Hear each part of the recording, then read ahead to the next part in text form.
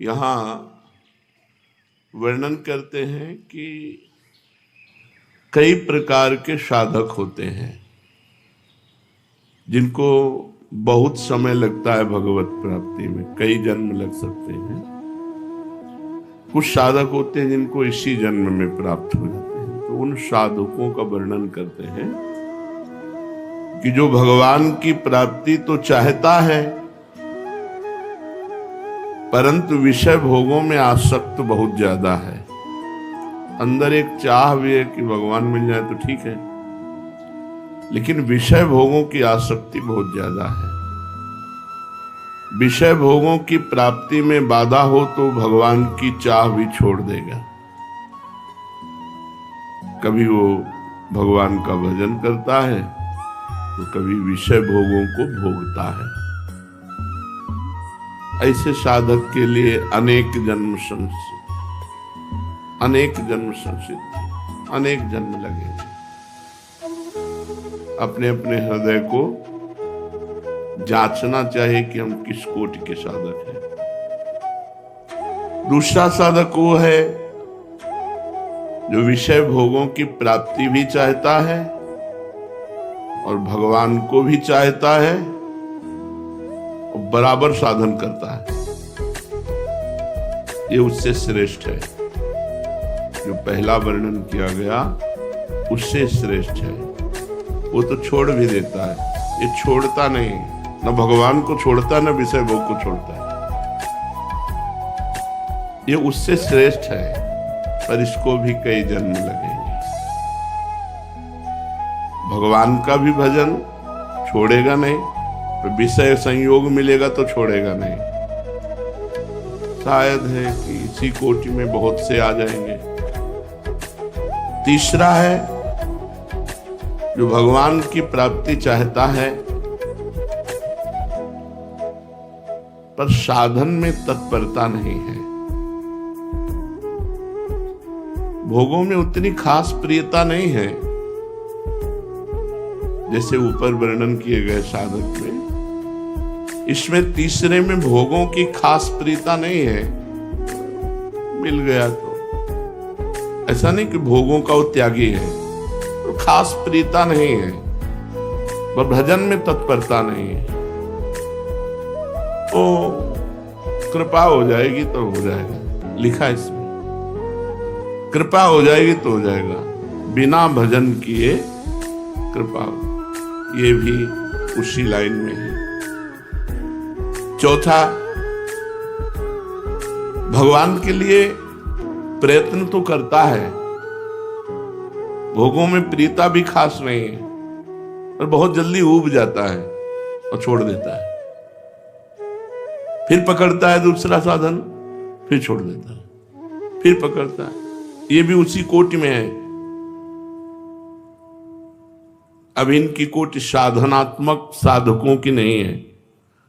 साधन तो प्रयत्न से करता है, बड़ी जल्दीबाजी से करता है, और कुछ दिन में फल ना देख करके ऊब कर छोड़ देता है। दूसरा साधन, दूसरी पद्धति, फिर दूसरी पद्धति, पूरा जीवन। पांचवा, ना भोगों में प्रीति है, भगवान के लिए प्रयत्नशील है, पर उसे संदेह है कि पता नहीं भगवत प्राप्ति होगी कि नहीं। ये ऊपर वालों से अलग है, पर इसको भी जन्म लगेंगे कि इसको संदेह है, अपने साधन पर संदेह है, साध्य पर संदेह है। छठवां, भगवान के लिए पूरी तैयारी है, साधन करता है, विश्वास है, पूरी तैयारी की इस जन्म में भगवान को प्राप्त करूंगा, भगवान पर विश्वास है, परंतु स्नेह संबंधियों से पूरा राग है। रिश्ते नाते स्नेह संबंधी त्याग की पूरी तैयारी कर नहीं पाया। भगवत प्राप्ति की तैयारी है, विश्वास भी है, और स्नेह संबंधियों से जननी जनक बंधु सुत दारा तन धन धाम श्रुत परिवारा, इनसे संबंध नहीं तोड़ पाया। इसको भी जन्म जन्मांतर वाला खेल खेलना पड़ेगा। सातवां, भगवान के लिए पूर्ण विश्वास है,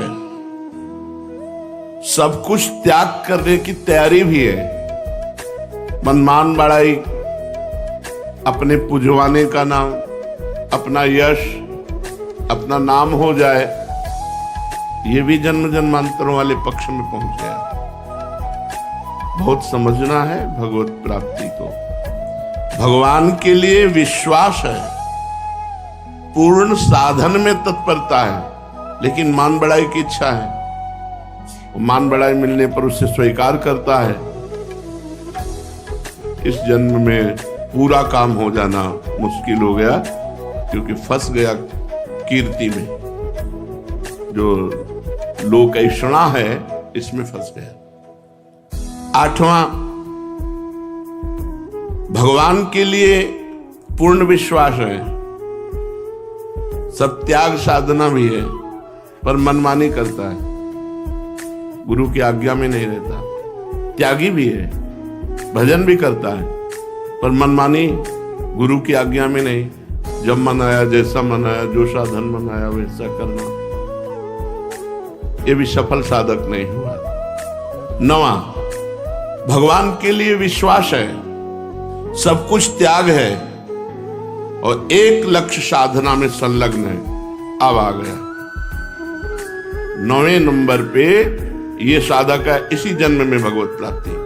भगवान के लिए पूर्ण विश्वास, सब कुछ का त्याग और एक साधन जो गुरु ने दिया उसी में संलग्न। जो साधना गुरु के द्वारा मिली उसे दीर्घ काल तक संलग्नता पूर्वक करता है। इससे भी बढ़कर 10वां साधक साधन भजन करता है, सब कुछ त्याग है, पर बेचैन है भगवान के लिए। हर समय उसके अंदर एक भगवान की मिलन की बेचैनी बनी हुई है। उसको आशा ही हो रहा है कि 1 मिनट भगवान की प्राप्ति का, क्षण भर भी चैन नहीं है। वो सब कुछ समर्पित करने के लिए तैयार है इसी जन्म में। 9 से लेकर 10, ये इसी जन्म में, ये इसी जन्म में बहुत जल्दी भगवत प्राप्त हो जाएगा। 9वां इसी जन्म में भगवत प्राप्त होगा, लेकिन 10वां बहुत जल्दी भगवत प्राप्ति हो जाएगी, सालों में। भगवान की प्राप्ति के साधन में तत्पर है, सब कुछ त्यागने को तैयार है। हृदय में असह बेचैनी है, कब मिलेंगे भगवान। बस केवल भगवान की प्राप्ति के लिए बेचैनी उसके अंदर, वो इसी जन्म में बहुत जल्दी भगवत साक्षात्कार कर लेगा। 11वां, केवल भजन से प्रेम है, उसे ये भी बेचैनी नहीं कि भगवान मिले। 11वें नंबर पर वो केवल भजन में बेचैनी, उसकी भजन न छूट जाए। भजन में अत्यंत प्रेम, कोई कामना नहीं, न भगवान से मिलने की, न जगत की कोई काम। ये सर्वोपरि साधक है। भजन के लिए भजन,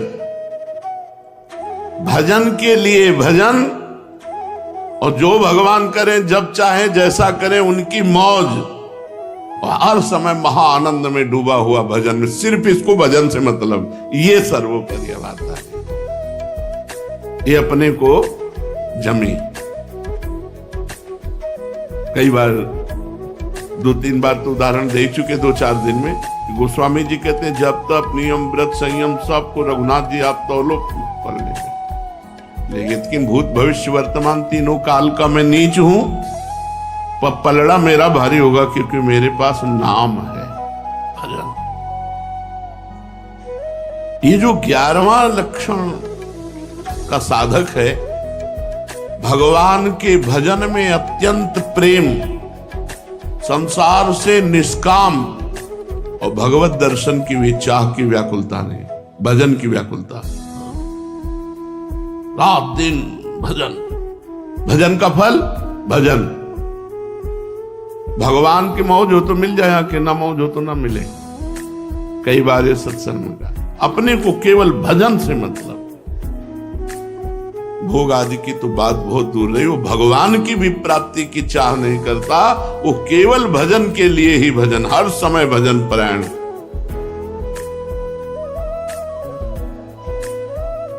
जो साधक मृदु स्वभाव वाला होता है।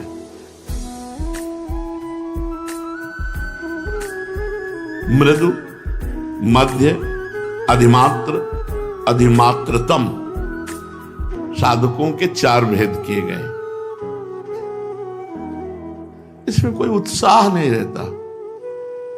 जो मृदु साधक है उत्साह नहीं, तो ऐसे प्रतिभाहीन होता है, मानसिक रोगी होता है। मन में मनोराज्य चल रहे, कल्पनाएं चल रही हैं, और यह होता है गुरु अवहेलना से। दुष्कर्मी, अधिक खाने वाला, स्त्री आसक्त, चंचल चित्त, निर्दयी, अल्पवीर्य, पापरत, पर भजन भी करता है। ये साधकों की श्रेणी में रखा गया, पर है नहीं। भजन भी करता है, पर इसको का बहुत बहुत जन्मों का खेल है। मध्य साधक सर्वत्र अपने भगवान को देखने की चेष्टा, क्षमाशील, मैं जो कर रहा हूं उससे पुण्य मिलेगा, पुण्य से सुख मिलेगा लोक परलोक में। प्रिय बोलने वाला, जितेंद्रियता धारण करने की कोशिश करने वाला, गुरु आज्ञा पे चलने वाला, चेष्टा कर रहा है, पर हर कार्य में वो पुण्य देखता है। गुरु सेवा करूंगा उससे पुण्य होगा, पुण्य से ये सुख मिलेगा। ये श्री जी की आरती करूंगा इससे पुण्य होगा, पुण्य से ये सुख मिलेगा। वो पुण्य देखता है सेवा परायणता में, सब में। ऐसे साधक को मध्य साधक कहते हैं। ये अगर सावधान हो जाए और पुण्य भावना छोड़ दे तो 9 वर्ष में भगवत प्राप्ति हो जाएगी।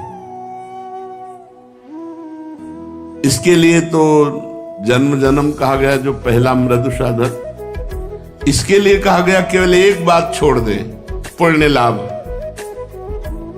पुण्य लाभ होगा, हमें पुण्य, यमुना जी जा रहे हैं हमें पुण्य मिलेगा, राधा वल्लभ जी जा रहे हैं पुण्य मिलेगा, गुरु जी की सेवा करे पुण्य।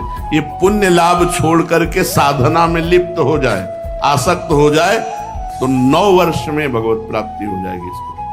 क्योंकि सही चल रहा है, गुरु आज्ञा पे चल रहा है, साधन पे चल रहा है। इससे श्रेष्ठ साधक अधिमात्र साधक, स्थिर बुद्धि, मंत्राकार वृत्ति, नामाकार वृत्ति, मनोलय के साथ साधना, उसी में डूब रहा है। मंत्र चल रहा है बस उसी में डूब रहा है, नाम चल रहा है उसी में डूब रहा है, वाणी पाठ तो उसी में डूब रहा है। वीर संचित, ब्रह्मचारी, स्वाधीन, किसी विषयों के अधीन नहीं, दयावान, क्षमावान, सत्यनिष्ठ, गुरु सेवा परायण, साधन में तनिक भी प्रमाद नहीं, हर समय पूर्णतया साधन में ही लगा।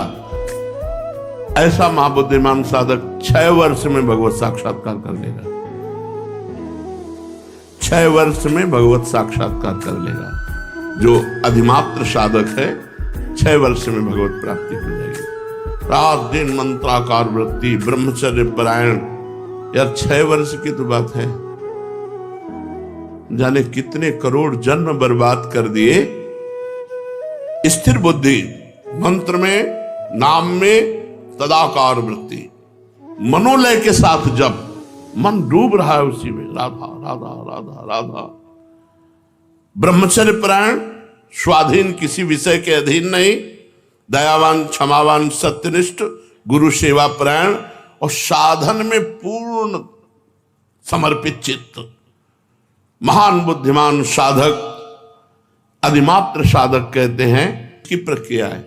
9 तक पहुंचे, 10वें में फेल हो गए। 10वें में प्राणवायु एकदम भरभरा के छूट गई।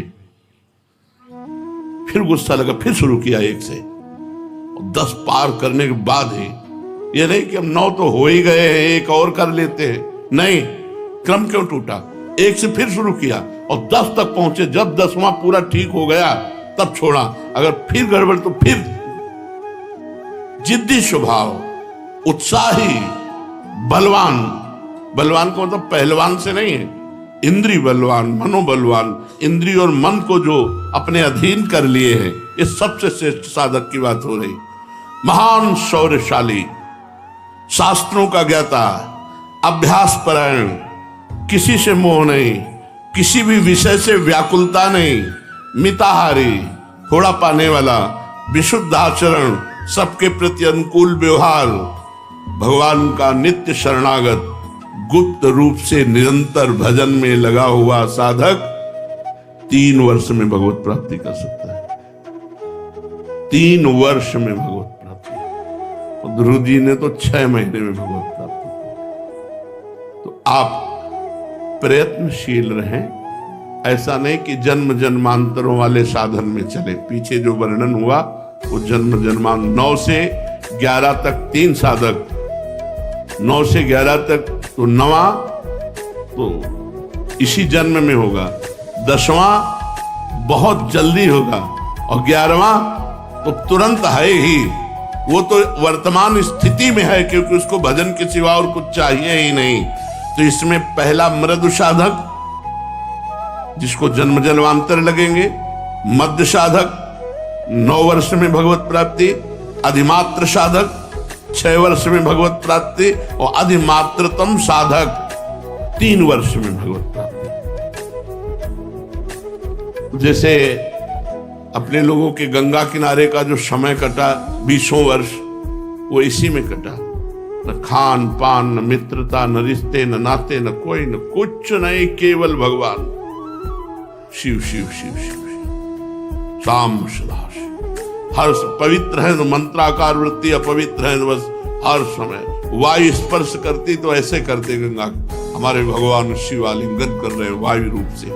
बड़ा मनोभाव, बड़ा आनंद का भाव होता है। तो आप क्या समझते हैं हम किडनी के रोग में पीड़ित पड़े रहते हैं? पद चल रहा है, सामने प्रियाजू की झांकी है, कैसे तुम्हें बताएं? कुछ नहीं है, मतलब अपने कमरे में बैठे, सामने युगल सरकार है, आरती हो रही, आरती की जय श्याम सुंदर नंद के नंदन राज, सामने वो बैठे वहां। कुछ आनंद की कमी है क्या? पर अपने लोग आनंद ढूंढ रहे हैं भोगों में, विषयों में, जगत में, इसलिए हमारी दुर्दशा हो रही है। नहीं, एक बार जिद्दी स्वभाव बनाओ, एक बार विषयों से पिंड छुड़ा लो। विषयों में सुख नहीं है, केवल आकर्षण है। भगवान में आकर्षण भी है और सुख भी है, विषयों में सुख नहीं। हमारी बात समझ लो, केवल भ्रम है, आकर्षण है। यदि तुम पहले चिंतन न करो विषय का और फिर भोग लो, तुम्हें सुखानुभूति हो जाए तो मुझे बता लेना। जब तुम चिंतन करते हो विषयों का और भोगते हो तो वो चिंतन वाला सुख तुम्हें मिलता है। आकर्षण केवल है, सुख नहीं है। भगवान सुख समुद्र भी है और आकर्षण भी है, उन्हीं का आकर्षण है। इसमें विश्वास करे साधक कि बिना साधना के भगवत प्राप्ति नहीं हो सकती। न वेश धारणम सिद्धे कारणम न च तत्कथा, क्रियैव कारणम सिद्धे सत्यमे तन्न संशया। ना तो भेष बनाने से भगवान मिलते हैं, कपड़ा रंगने से, और न बहुत बात बनाने से, चातुरता पूर्वक बहुत बातचीत उपदेश करने से भगवान नहीं मिलते। भगवान मिलते भजन करने से। क्रियैव कारणम सिद्धे, क्रिया ही कारण, भजन क्रिया ही सिद्धावस्था के लिए कारण है। सत्य में तन्न संशया, मेरी इस बात में संदेह मत करना। न भगवान भेष धारण करने से मिलते हैं, न भगवान बातचीत लच्छेदार भाषण करने से मिलते हैं। भगवान मिलते हैं तो भजन करने से मिलते हैं। असल में ऊंचा साधक वही है जो अपना सर्वभार भगवान पर छोड़कर निरंतर, बस यही है, यही है जीवन का सार। अगर पकड़ पाओ तो पकड़ पाओ। असल में ऊंचा साधक वही है जो सर्वतो भावेन अपना भार भगवान पर समर्पित करके रात दिन भगवान के भजन में लगा। बस दुनिया का परपंच दुनिया के योग साधनाएं भगवान पर सब, इस पर बहुत बार चर्चा हुई। आश्रय और भजन वही सर्वत्र लिखा हुआ, जो हृदय में आता है वही लिखा हो। असल में ऊंचा साधक वही है जो सर्वथा सर्वतो भावेन भगवान में समर्पित है। सर्वतो भावेन, कोई भी भाव अन्य से नहीं, सब भगवान से, और अपने को भगवान पर छोड़ दिया और खूब भजन में तत्पर। बस सार बात यही। अब भजन में प्रीति कैसे होगी? साधक वही जो खूब भजन में डूबे। तो भजन में क्यों नहीं डूबता? अन्य व्यक्ति का महत्व, अन्य वस्तु का महत्व, अन्य साधनों का महत्व। सर्वेषु साधन वरेषु चिरम निराशा। किसी भी अन्य साधन का तिरस्कार न करो, पर नाम में दृढ़ विश्वास कर लो। अनन्य विश्वास केवल नाम में करो कि हमारा काम तो केवल नाम से होगा। साधन, हमारा विश्वास है कि इस जन्म की सार्थकता केवल नाम है। ये हमारे हृदय की भी बात है। हर प्रश्न का उत्तर नाम में ही होता है। नाम से ही, बहुत ध्यान से सुनना है, बड़े अमृतमय वचन, सिद्ध पुरुष के वचन हैं। नाम से ही सब कुछ हो जाएगा। आप नाम जप कीजिए, आप इंद्रिय विजयी हो जाएंगे, मनोविजयी हो जाएंगे, आप निरंतर आनंद समुद्र में डूब जाएंगे। सब दुख विपत्तियों का आपके नाश हो जाएगा। नाम से ही सब कुछ हो जाएगा, विश्वास कर लो। नाम की जितनी महिमा शास्त्रों में और लिखी है, संतों ने गाई है, सब थोड़ी है, पूरी कोई नहीं गा सकता। कहां लगी नाम बड़ाई, और राम न सकहि नाम गुण गाई।